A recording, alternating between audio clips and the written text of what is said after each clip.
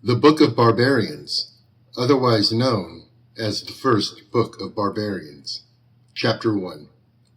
There were a lot of other tribes of apes who were not very civilized, which is how they came to be barbarians.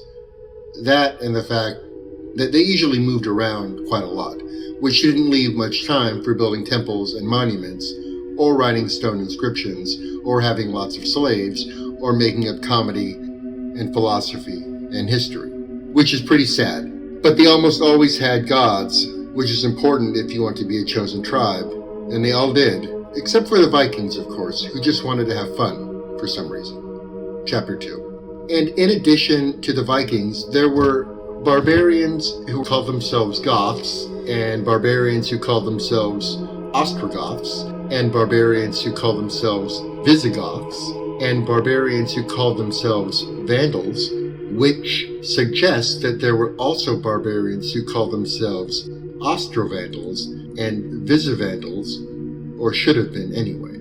And there were barbarians called Franks, and barbarians called Huns, and barbarians called Angles, and barbarians called Saxons.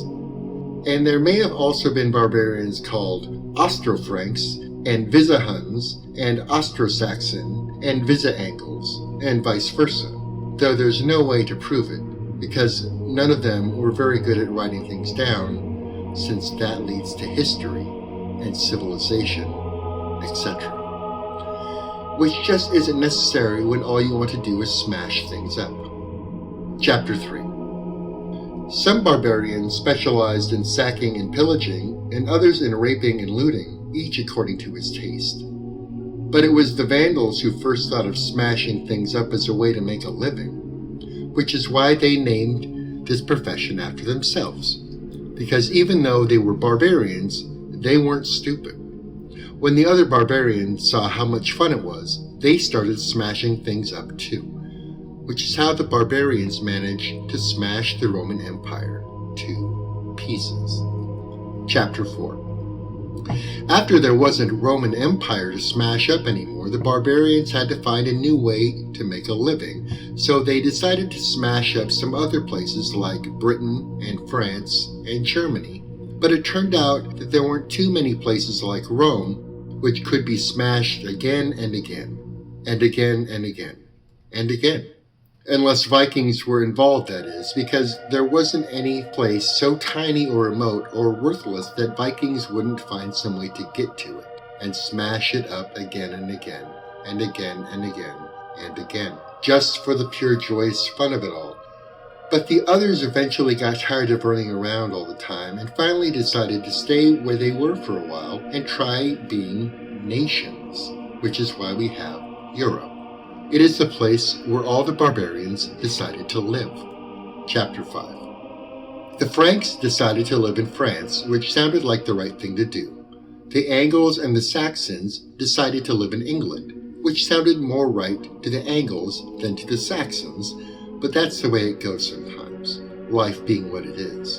And the Visivandals and Ostrovandals, and the Huns and the Goths and the Vandals, and even the Ostrogoths and the Visigoths, all thought that Germany was the right place to live, which is a lot of barbarians to put together in one place, and maybe explains why Germany has never quite gotten the hang of being civilized. Chapter 6. And surprisingly enough, there were certain things that all of them decided to do, like be Christian, which meant putting all their gods of war and rape and looting and arson and so forth into storage until further notice, and worshipping the god of love thy neighbor instead, which is easier to do when you're not running around all the time smashing thy neighbor to a bloody pulp. Unless you can find some neighbors who aren't Christians, of course, provided the Vikings didn't already find them first. And so, after thinking it all over pretty carefully, the barbarians decided to give civilization their very best effort, and be devout about their new religion, and build lots of monuments and cathedrals, and write plenty of stone inscriptions, and even trying something completely new, like having a tremendous dark age that would last 1,000 years. Chapter 7.